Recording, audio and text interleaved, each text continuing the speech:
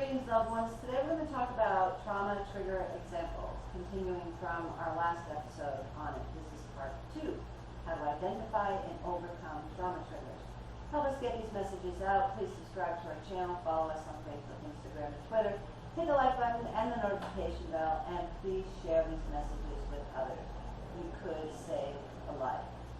So let's talk about some examples of triggers. Responses to trauma are very individualized, and chances are two people who experience a similar traumatic event won't even share triggers or even have the same symptoms afterward. Trauma triggers vary widely between people, and they can be anything at all, such as a feeling of a certain emotion, encountering an everyday event, or seeing a highly specific pattern. So let's talk about some examples of possible trauma triggers. First, we have sounds. Hearing a specific sound can lead to an unwanted response and trigger our bodies to react and feel unsafe, even in a secure environment. Some examples of trigger sounds can include sirens, music like a specific song, fireworks, footsteps, gunshots, sounds of crying, someone yelling. Then there are sights. Seeing a particular item, environment, or a person can easily be a trigger. For example, after a car accident, seeing a similar car to the one you were driving at the time of the traumatic event can lead to an unwanted response. So here are some examples of trauma triggers involved with sight. Seeing people of similar ages and characteristics to others involved in the traumatic situation. Seeing an intoxicated person, a building or place, healthcare professionals such as first responders, maybe even a piece of clothing will remind you of the trauma. Another trauma trigger is a smell. Our senses come directly into our brains and constantly send messages as we interact with the world around us. Smells are closely linked with memory. It's easy for a smell to bring up mental images and feelings you associate with that smell, like the smell of cinnamon evoking memories of Christmas. When we smell something, our brain immediately tries to identify the scent. As it works on figuring it out, it can also jog memories of when we've encountered that same scent before. Possible triggers that come from smells may include a fragrance or a cologne, like something your aggressor was wearing. Seeing alcoholic drinks reminds you of a drunk, abusive aggressor.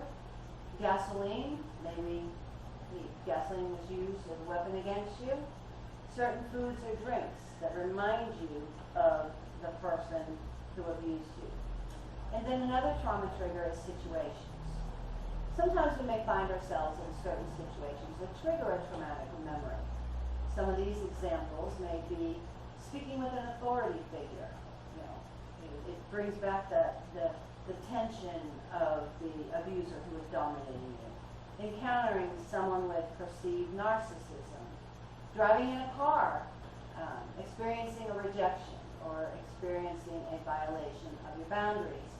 And then there's also unwanted physical touch.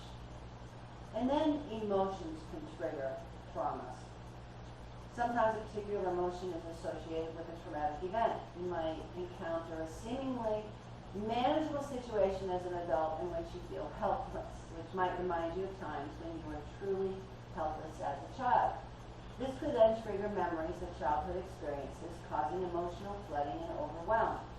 So some other examples of emotional triggers are feeling ignored, sensing abandonment, and feeling sad or crying. So how do you identify these triggers? Now, we talked about this last time. We're going to say it again. Sometimes you can quickly identify a trigger and begin to anticipate. However, our triggers can also be subtle and even surprising. Once you've identified a trigger, you've taken the first step to learn to manage it. And triggers, they often feel unpredictable, but when we identify our triggers, we find connections between events and feelings or sights that can cause an immediate emotional or behavioral reaction. So there's different ways to accomplish this. As I said before, you can start a journal and write down your thoughts and your feelings and the environment at the time of your flashbacks or feelings of panic. What can you write down? What did you see? What did you hear? What did you smell? How are you feeling in that moment? By doing this, you can begin making connections and identify similarities to then identify your triggers. And if you're ready to seek professional help for possible trauma symptoms, you can work with a psychotherapist or counselor to identify your potential triggers. An experienced mental health professional can also provide an outside view of your reactions and help you locate their possible causes.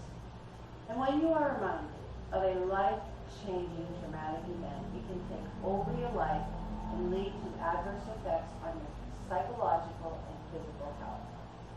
If you feel ready to talk to someone about it, consider looking for a trauma-focused treatment. Treatment supported by frontline research can drastically decrease the frequency of the events triggers. For example, decreasing intrusive memories. The question is not if you will encounter a victim of violence. The question before God is what will you do when you do encounter them? You could be the person who saves a life. You are called. We are all called to be champions for justice. And those who suffer violence, they need to know that those who love them and those who don't even know them will reach out to them and give them the help and the courage they need before it's too late. If you are a victim of violence, I want you to listen to me. You are valued. You are loved. You are intelligent, and you are worthy.